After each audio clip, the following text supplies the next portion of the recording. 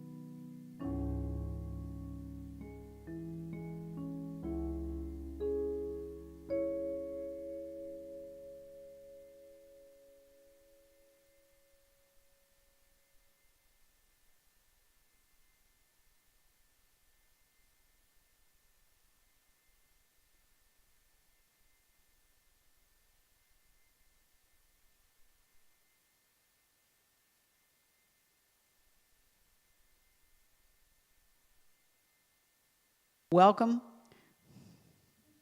the miracle of technology. Welcome to those in person. Welcome to those online. I am so thrilled that you are in whatever place you are sharing this moment with us. Thank you so much for being here. We have a great gathering for you today. We have some wonderful music with our own Tom Olson. Many, many thanks to Tom for being here. And we have our speaker, Kamal Karusu, back, who has been with us at One World before. And we are thrilled and grateful to have Kamal here. We are so blessed by his presence. And what we are going to do now, as we always do as we begin our gathering, is we're just going to bring our awareness to this moment, wherever you are. I'm looking out and I'm seeing some faces, so I can see them, but I can't see you. So wherever you are, if you're online watching, just take a breath and rest in your chair, wherever you are, and just bring your awareness to this moment, to this gathering, to the energy of this opportunity to be together and celebrate and grow, listen to some wonderful music, listen to a wonderful and inspirational talk, and simply be together. And so what I'd like to do is start off just by lighting a candle.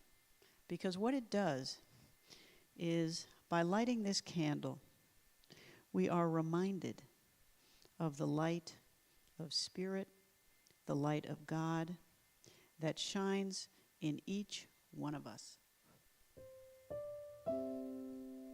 May we be blessed in this time, in this gathering. May we be the light. May we truly show the light that we are. Peace, salam, shalom. And I invite you to listen to an opening prayer of gratitude and peace. And it's by Michael Lunig.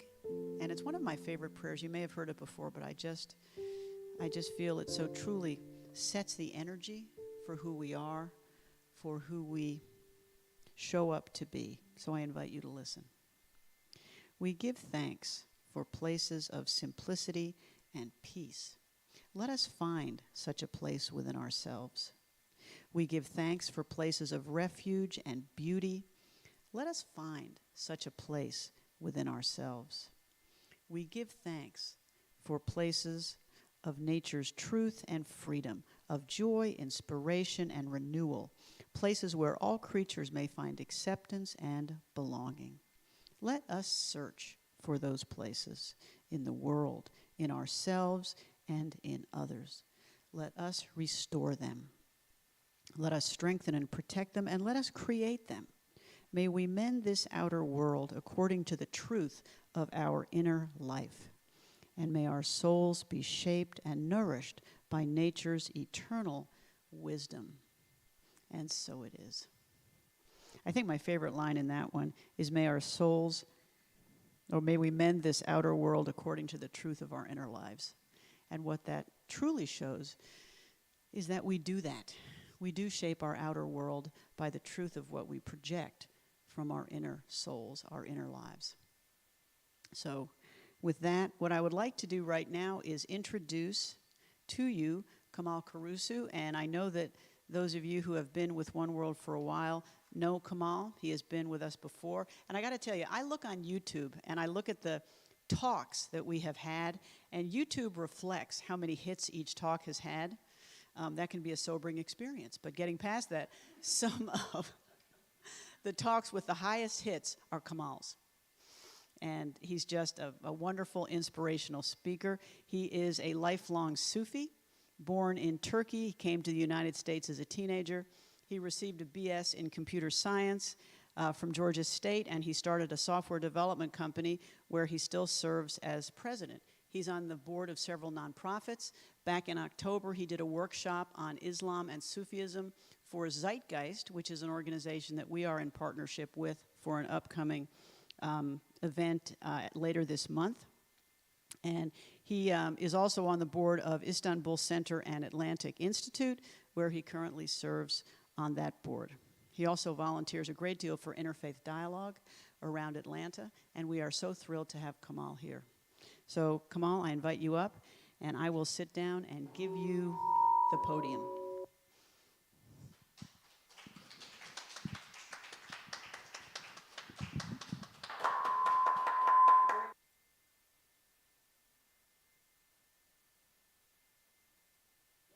Okay. Well, first of all, in my tradition, which is Islam, we greet each other with Assalamu alaikum, which literally means may peace be upon you. So it is very appropriate that you started with the concept of peace, because it is something that we search for and we desire and we miss when we lose it. It is something that is very precious. The problem is, how do you find it? How do you keep it? We are in the month of Ramadan, and today is the 9th day. And as you may know, Muslims fast every Ramadan for 30 days. From these days, we start fasting around 5:30-ish. So I had a breakfast around 5 o'clock, and then we eat after sunset, and for 30 days. It does something to you to do that, both physically and spiritually. But I'm going to tell you, before I get to that, I want to tell you a couple of stories, and then hopefully we can relate to the main idea or the connecting idea between these stories. The first one is about the creation story of Adam and Eve in Quran, in our holy book. The story is told that God created Adam and blew into him from his spirit. So here's a new creature, and he's not the first. There were other creatures that God created before. So this is the newcomer. And God calls the angels and then asks them to prostrate in front of Adam. I always found this to be a very intriguing and difficult to understand story as a Muslim. Not because what is described is complicated, it's simple. Here's a new creature God created, He is the creator, and then He calls the angels to prostrate in front of this new creature. If you know anything about, monotheism, you don't prostrate to anything. Idol worship is considered no-no in Islam, in Judaism, and in Christianity too. So why is it that God is asking angels to prostrate in front of this new creature? What is so special about him? Or is there something else about this story? And to tell you the truth, I don't know if I figured it out until very recently. Maybe I did, maybe I didn't, I don't know. But I have an idea why that may be. If you have seen the pictures of Mecca, the city of Mecca in Saudi Arabia, there is a building in the middle of the city. Originally, there was no city, it was desert. And if you know the story of Abraham took his wife Hagar and his newborn baby Ishmael to this land because God ordered him to take them there and leave them. So this story is told in the Quran where Abraham takes this, his family, or half of his family, and then he takes them to this desert and then leaves them there. And then Hagar, calls him from his, as he is leaving, "Oh, Abraham, did God order you to do this?" And Abraham could not answer. He just nodded, so to speak. Then he said, "Then don't worry, we will be okay. If God ordered you to leave us here, then we know there's a reason for it." Then what happens is Abraham comes back after a while and finds his family still surviving. Actually, it is becoming almost like a little village. It's growing, people coming there because there's water. There was no water before. And then with his son, they build a building. that cube-looking building that you have seen in pictures, that is Kaaba. And that building is, we believe, is the first place of worship to God on earth. That they didn't actually build it, but they raised it up again because originally it was built by Adam. So, what is that building? As people who do not even have pictures in mosques, Muslims don't even have pictures or statues because we want to stay away from idol worship as much as possible. We prostrate to a building. If you have seen the pictures, Muslims lined up around circles. And even when I am in Atlanta, for example, I have to figure out which direction is to that building, and I prostrate to an empty building. There is nothing inside. At the time of Prophet Muhammad, peace be upon him, there were idols in the building. And then when Islam came, they took the idols out. Now it is then just an empty building. And we prostrate to it. Why are we prostrating? And why did angels prostrate? What is the point for this? And I recently, I think I figured out the connection between these two things. That building is, in Arabic, it is called Baytullah, which means house of Allah, or house of God. Clearly, we don't think that God lives in it. That's not the point.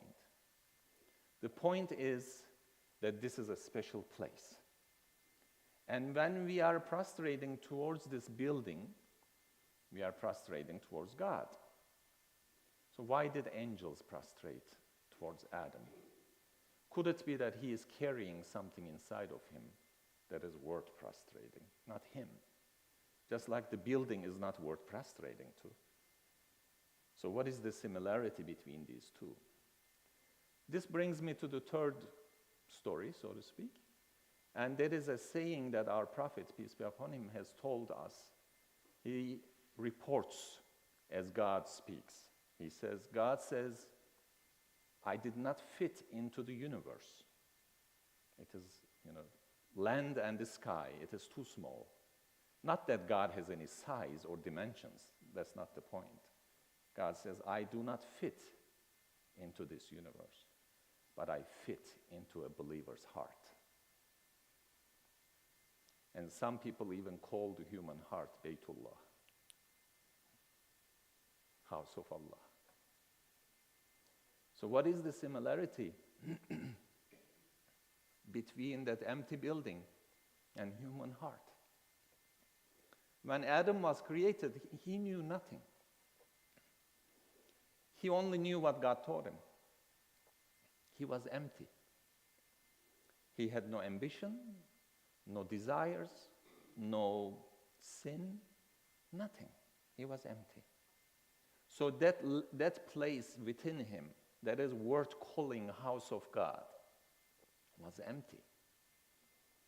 And just like that empty building that we prostrate to, angels were asked to prostrate towards that empty space.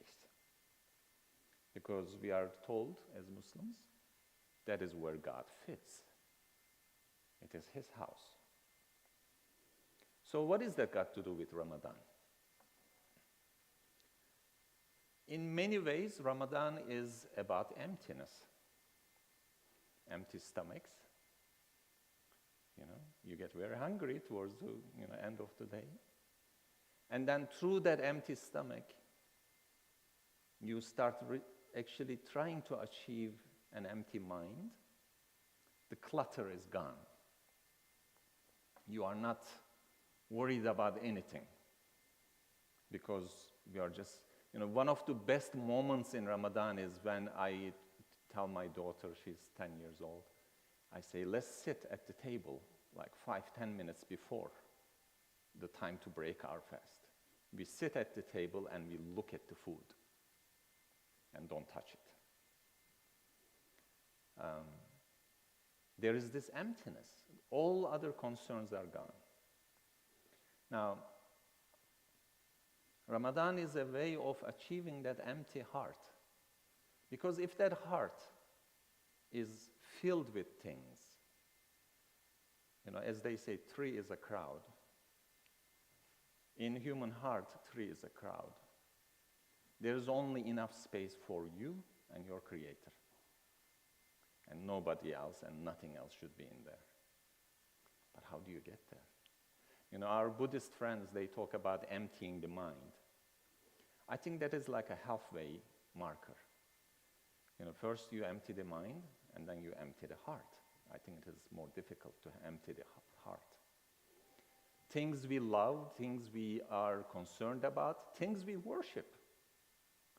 We tell people that I worship this, I worship that, I am Christian, I am Muslim, I am Jewish, I am Buddhist. We tell people who we think we are. But in reality, what is in our heart determines what we worship and what we are. I was watching this psychologist, he said, who do you worship? And he says, the answer to that question is, look at your value system. Whatever's at the top is what you worship. How do you determine how to live? Who is the ultimate power in your life? That is who you worship. If it is money, you worship money. If it is your fears, you worship your fears. What determines what you do? Who has the last word in your decisions? That is who you worship. So, without emptying that heart, that space, and taking away everything, and leaving only you and your Creator, we may end up actually putting idols in that space. The people we love, people we fear, people we depend on, things we are afraid of, they all could turn into idols. And it is such a tricky thing, I'm admitting this. This is such a tricky thing. Once in a while you empty the space and you say, look what I have done. I emptied my space, and then that space turns into an idol. Because you think you are somebody. You could worship yourself. You could worship your ego. It is such a tricky thing. And it is a struggle. That's why it is reported that the companions of Prophet Muhammad, peace be upon him, when they would meet, they would say something very weird. They would say, let us believe for 1 hour. Like, when I first heard that, what does that mean? Like, they didn't believe before? That they are going to try to believe for 1 hour? What happens after the hour? But human heart is very difficult to handle and keep still. It just slips all the time. At one point, you are on top of a mountain, and the next minute you are at the bottom of a valley. You just cannot stand still. So it is a struggle to keep that space empty. How do you keep that space empty? And when that space becomes empty, there's a saying of the Prophet, peace be upon him. He says, God does not look at your bodies, how you look, how handsome you are, how beautiful you are, whether you are healthy or sick or this color or that color. He does not look at those things. He looks at your heart, whatever that space is. And I imagine that space to be a room where I am alone with him. And all kinds of intimate things are discussed there. All my concerns, all my worries, all my desires, and all my needs are discussed there. Because there is nobody else who can help me with those things. I think that's where there is sincerity. It is not a space for lies. Lies don't exist there. You cannot lie. Who are you kidding? It is a place of truth. It is a place of vulnerability. It is a place of reality of our powerlessness. In that space, when we are alone with him, there is peace. So, And when there is peace there, there could be a war outside. It's okay. It will not affect you. And it will radiate.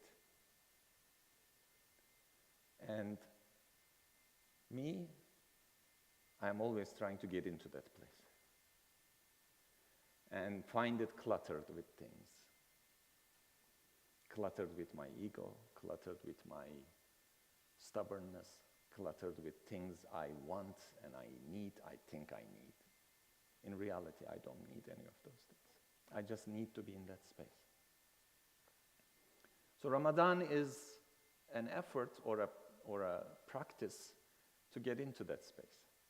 When your stomach is empty, your mind slows down, I guarantee you. You don't drink and eat anything for 16 hours. Half an hour before you break your fast, you don't have energy to do anything. And you do that for 30 days, your mind slows down, you can see things crossing your head. And then if you can get rid of them, perhaps you can start focusing on what is important. Finding that space. Your prayers become more intimate. Your prayers become more... I have a challenge. Recently I was having a discussion with somebody and I had this weird question. I said, how long can you pray? Okay, you are going to ask for whatever you want. How long? 2 minutes? If you have a laundry list of things you want, you can just pray, I want this. Can you pray for 5 minutes? How about an hour? How about a day? Can we pray? Prayer is a conversation with God. Because, in the elevators, when we are riding an elevator, there's an elevator talk, right? It's like a 30-second thing. Salespeople talk about that. Give me the elevator version of this. Can you sell this idea in 30 seconds or 1 minute? It is easier to do that. What about if you have to, who do you talk to for an hour? When I was engaged to my wife, we used to talk for an hour. Because there's this connection, there's this desire, there's this thing that you want to get to know each other. You don't talk to people that you don't like for an hour. It gets old after a minute. So the length of conversation I can have with God, how long can I talk to Him? And what would I say in that intimate space? Because I cannot show up. I cannot pretend. I'm transparent. But that transparency is so refreshing and so beautiful. So, as an ordinary human being who's struggling every day, Ramadan gives me a chance to perhaps knock on the door of that space and say, can I enter, please? And then it is a time for spring cleaning. Take the junk out, that is cluttering the way. That space of intimacy. Once you find it, people talk about how difficult it is to be alone. And sometimes people, for example, in jail, when they are put in solitary confinement, some of them lose it. They cannot handle it. I used to go to prison to have book reading sessions and for Muslim prisoners. And once in a while, one of them would disappear and show up in like 3 weeks. And his face is different. He looks different. Like, what happened to you? Oh, I was in the solitary. It changes you being alone. But we look at the people who want to be intimate with God. They actually seek places of loneliness. They go to the mountains. Monks, they run away from people because they are not alone. They are away from people, but they are not lonely. Because in that space, in the heart, there is peace. So I wish for you and for me, as a prayer, that we may find that space and experience the beauty and wonders of God. I was walking outside before coming in, and the reason why I was walking was because as I drove in and came to the door, I heard the birds. I was like, I shouldn't miss this. This is such a beautiful space. Space matters. Anyway, I'm back, just going on and on. I wish you and for myself too that we may find that space.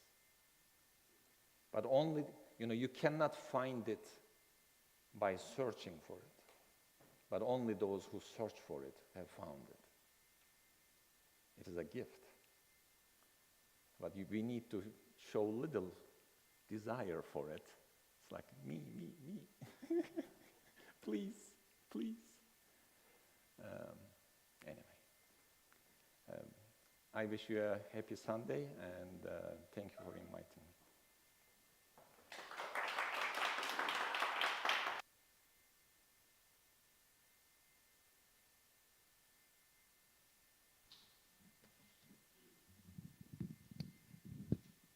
Thank you, Kamal. Thank you. There are so many gems in that talk. We just need to, each one of us, take a minute and unwrap what it says to us. But the question becomes, for me, how do we approach and knock on the door of that space? Ask to enter and go in. But thank you.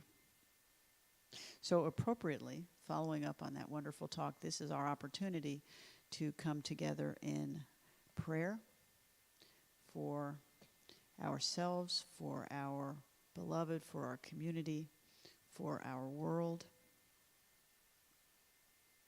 So just sit wherever you are and maintain that attitude of peace, that willingness to enter that room, the house of God, and just be in it with you and God, and nothing else to clutter it up as we enter this time of prayer. Breathe in and breathe out, calm and peaceful. We are going to combine this prayer time with a short meditation, a meditation on peace. And as we do that, I invite you just to sit in willingness, to enter that room, to enter that place in your heart that is the house of God. Welcome who is there, and just sit with that presence in peace and in joy. Sweet Spirit, we are so grateful for this time together, for this wonderful speaker, for the inspiration that he brings, for the awakening it brings to each of us. Because even though we are taught, we also remember. We remember that there is a place in our hearts where God dwells, where God fills the space to the exclusion of all else. And part of our task, one might say our only task, is to remove from that space what gets in our way of understanding the presence and being in the presence of what is there.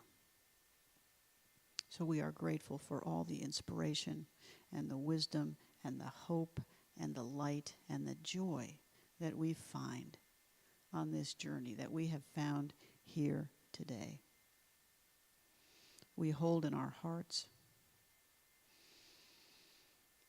healing and love and light for our beloved, for our community, for our world, for all areas of our world where our brothers and our sisters suffer violence or hunger or oppression or want or fear. We send them light and love. We commit to being the light in places of darkness. We commit to being that light in our corners of the world, lighting up the darkness that we can approach and which we can change. We send out healing and renewal and comfort and strength so that all beings may be well, all beings may be at peace, and all beings may live in compassion and kindness and love and unity.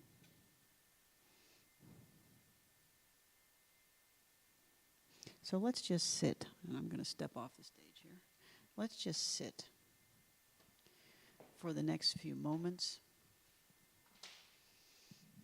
being willing to be in that place of peace, of light, of love.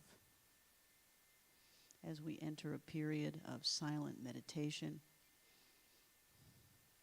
of willingness to be in that room with our Creator and nothing else. A place of peace and joy, stillness, calm, and knowing. So I invite you to breathe in. You might want to breathe in through your nose and just out through your mouth. Deep breaths. Peaceful and calm and still. Breathing in, I calm my body. Breathing out, I calm my mind. May I be balanced. May I be at peace. May I be in that place of light and love and presence and peace. I am willing and I am thankful that I have such a place within my heart, that I have such an opportunity and a Creator who loves me so much as to always be there, bidding me welcome, waiting for me to enter. And so I sit and I simply say, peace.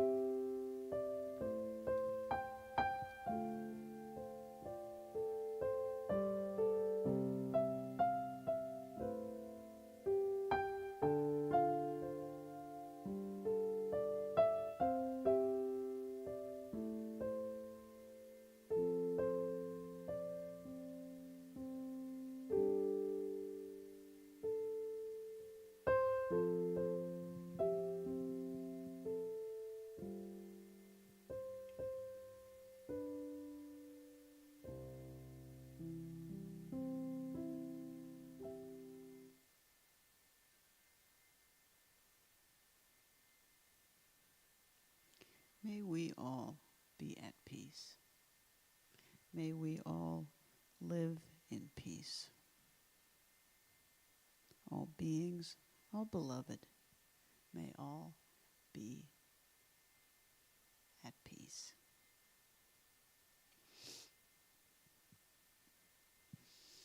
So open your eyes, bringing your awareness back as we close out our time of prayer and meditation. And again, many thanks to Kamal for that wonderful talk. It will be on our website. It'll be on our YouTube channel. So watch it, share it, enjoy it. There are many layers to it. So this is our opportunity for folks here, for folks online, to offer our gifts and our tithes and our offerings in support of One World. And as I say every week, whether I'm standing here in person or whether I'm sitting in my office, we are so grateful for your continued support. Thank you so much. Your donations are what keep us going. They help us rent this beautiful space, which I hope you will come to and see and enjoy, to continue our gatherings, our Wednesday evening discussions, our morning meditation, our kids program, whatever it is we do. It is entirely because of your generosity, and we are so grateful. There is a button on our website. If you go to it, it's under the Giving tab. And if you hit Donate, it gives you all sorts of opportunities to give. We have PayPal, we do Tidely, we take checks, we take cash. Pretty much however you want to give, we so appreciate your generosity. We commit these tithes to the ongoing work of One World as we together bring the message of peace and compassion to our community, our online community, using the language and the beauty and the wisdom and the imagery of the world's enduring faith traditions. Thank you so much. I do have some announcements. You can also get these in the newsletter, but I'm going to say them again because it's very cool stuff coming up. Next week in this space, April 17th on the 11th at 11 o'clock, we have our Easter gathering. Please join us for that. A bunch of people have RSVP'd and said they are coming. It's going to be fun. We are going to be enjoying a wonderful repast from Waffle House. Can't beat that. And we're going to have an Easter service. Jennifer Farron is going to be doing our music. So please join us for that. If you are planning on coming but you have not yet told us, please let me know. Call me at 678-214-6938. or email at info@oneworldspiritualcenter.net. Please let us know. And the only reason we want to know is because we want a head count. If you haven't RSVP'd, come anyway. We'd love to have you, but it just gives us an idea. And that's going to be next week, April 17th at 11 o'clock here at our venue, which is Mosaic Films. We would love to see you then. Hang on. April 23rd, in collaboration with Zeitgeist, which is an interspiritual community in Atlanta, we are doing a workshop on the Gospel of Thomas. Rabbi Mitch Cohen is going to be leading that for us. We would love to have you sign up for that. There's going to be a link through Eventbrite on our website in the next day or two, so please look for that. It's going to be 9 to noon on April 23rd. That is a Saturday. It is going to be way fun.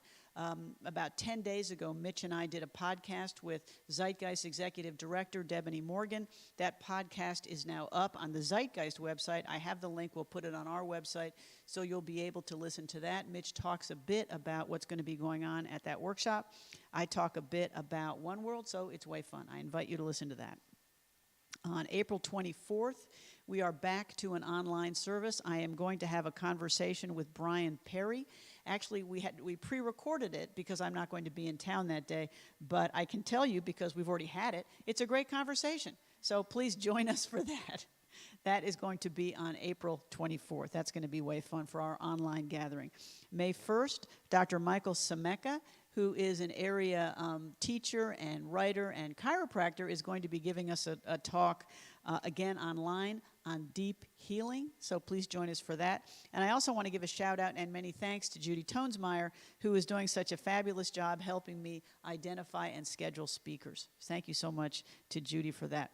And the other thing I'd like to do, back to our Easter, let me rewind to our Easter brunch. I want to give a huge shout out to Linda Wendt, who is going to set up the tables and make it pretty and just be here to help, and has volunteered to do our Easter brunch. So many thanks to her for that. In terms of our kids, I'm hoping that we will have some kids with us next week. I'm hoping Reverend Rebecca Johnson can be with us, tell us a little bit about what she's doing with our kids program next week.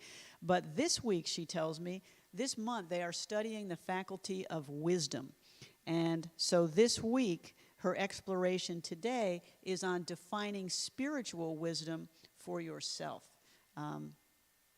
I'm sitting here thinking they should listen to Kamal's talk, because I think that's what we're talking about. But with our kids, she's going to be talking about how they define and apply and live spiritual wisdom for themselves. So many thanks to Reverend Rebecca and to our fabulous kids.